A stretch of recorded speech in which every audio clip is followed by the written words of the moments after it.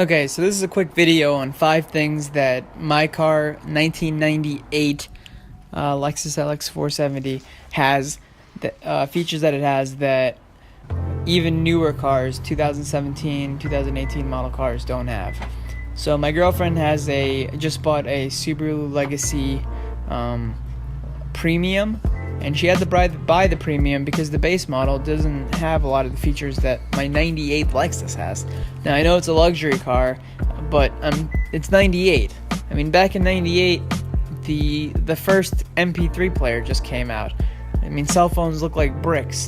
Like, technology was nothing. So the fact that you have technology on a car, you have features and things on a car that you don't even have on brand new 2017 cars. Like, this is just mind blowing. So let's get into it. Okay, number 1, automatic headlights. Now I know a lot of cars have this now, but again, my girlfriend's Subaru Legacy, which is what I'm going to be comparing this to, doesn't have it as the base model. You have to buy the premium model just to get automatic headlights. And what that is, if for people who don't know, I'm sure everyone does, but just so if you don't know, the automatic headlights have a basically a photo cell on somewhere in the front of the car, either on the dash or somewhere, that detects sunlight. And if it detects light, it shuts your headlights off. If it doesn't detect light, it turns your headlights on. So you don't have to do it. Now, back in 1998, since 1998, this photo cell that's been turning the headlights on and off has been functioning. And to this day, when I go through a tunnel, the headlights come on, and when I leave the tunnel, they go off. At night, they're on. During the day, they're off. Have had no problems with it. So for 200 and whatever thousand miles that I have on my car, and the 24 years that I've had the car, this sensor has been functioning flawlessly. The whole system, the sensor and the controller that controls the headlights, all of it's been functioning with no problems. That's incredible. Okay, the second thing is really cool. Kind of unnecessary because you can just fold them in yourselves, but pretty baller feature. You press a button and your side mirrors fold in automatically. 98. Are you okay? I'm gonna stop. So anyway, side mirrors fold in, number 2. Okay, so this next one's really cool, and I haven't seen a lot of cars that have this feature, but anyway, so you put the car into reverse and your side mirrors tilt down so you can see the curb better if you're trying to parallel park. So this is actually an awesome feature, and I didn't even know it had this feature until I actually was playing with the side mirror adjustments and then left it into one of the positions. The adjuster switch for adjusting the right mirror or the left mirror, if you leave that switch in one of the positions, either left or right mirror, it will tilt that mirror when you put the car into reverse. So this controller is one of the only recalls, or one of the only technical service bulletins, TSBs, for this car. It's not the only one, but it's one of a very few. So luckily, mine has never had an issue. So again, 98 till now, no problems. This is like mind-blowing. This is why people love this car. This is why there's a huge following for it. Okay, number 4 is really the most craziest feature that I honestly can't believe that a 98 would have, and that's the automatic height control and the hydraulic suspension on all 4 sides. There are globes that are filled with nitrogen, and there's valving that adjusts the height of the car and compensates for the road cornering. There's so much that went into that controller and the way it's done and all the features to it. It's just, for a 1998 back then, to have something like that is is crazy. I'll probably do a separate video on the A8C and the automatic height control and how all the components work and how intricate it is. But it's just crazy that they had something like that back then. Anyway, it still functioned on the car up until the point where I took it out because it was going to be way too expensive for me to replace any of the components.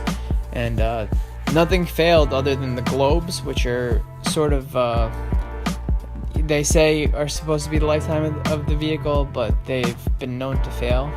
So if I just replaced the globes, that would have been fine, but I didn't want to run into issues down the road with other components. Anyway, I talked about that in another video where I rip it out and replace it with Bilstein shocks, if you guys want to take a look at that video. But anyway, the point is the A8C system is number 4, and it is a fantastic system and super advanced for its time. Even in today's world, it's still a highly advanced system. Okay, this is one of the ones that I've wondered why no other car really thinks of this as a big deal, but having automatic windows for the driver to control all of them in auto. Now this is all auto up and automatic down for every single window in the car, front and rear. Alright, so let me just show you. You just press 2 buttons down, both front, right, and left windows go down all the way down. Now you noticed I'll do the same for the rear.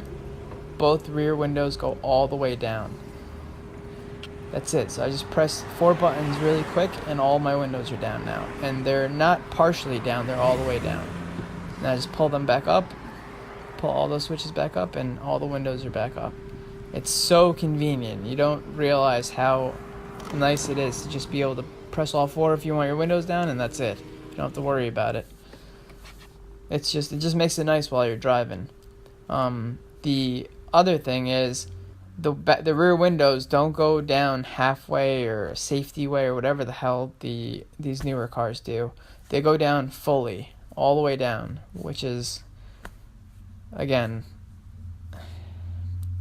I really can't say enough about these cars. That's just having all 4 auto up, auto down. All these newer cars, my girlfriend's car, for example, I guess the premium package or whatever, they splurged, and now they have auto down front windows for both passenger and driver. But usually it's just the driver that has the auto, and the rest of them are all regular switches. So anyway, it's nice to see something like that. Again, if you think about it, these days those switches must be 10 times cheaper than it was back then. So for them to do something like that, have all auto switches up and down, back then it was actually a big deal. So okay, let's move on to the okay, so that was the last one, but I'm gonna throw in a bonus one for those people who stuck around. So okay, so yeah, the bonus one is these headlights. Now the headlights, if you notice, they're really clear, right? They're not faded like most headlights that are even cars that are like 5, 10, 15 years old have yellow headlights that are faded, and there's all these kits where you can sand them and clear coat them or whatever because they use cheap plastic.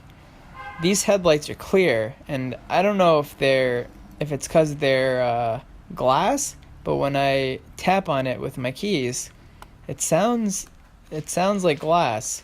So these headlights are either glass or really high quality plastic.